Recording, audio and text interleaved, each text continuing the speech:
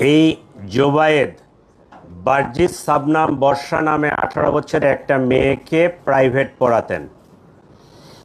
Private পড়াতে গিয়ে এই টিচারের সাথে এই ছাত্রীর একটা প্রেমের সম্পর্ক গড়ে ওঠে।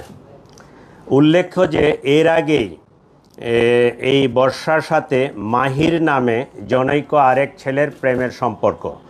এটা মাহির এবং সেই বর্ষা দুজনে মেনে নিতে পারে নাই। বর্ষার পরিকল্পনা অনুযায়ী জোবায়েদকে হত্যা করার তারা সিদ্ধান্ত নেয়।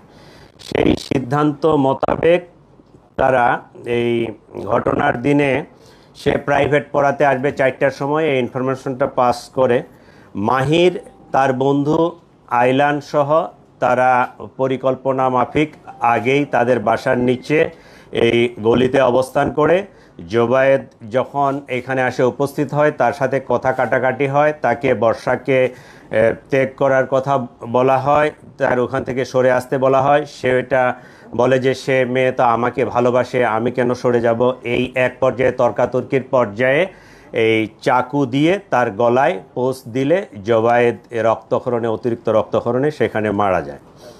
এই ঘটনায় আমরা মোহাম্মদ মাহির, বার্জিস শাবনাম বর্ষা মেয়েটা এবং মাহিরের যে বন্ধু ফারদিন আহমেদ আইলান, 3জনকেই আমরা গ্রেপ্তার করতে সক্ষম হয়েছি।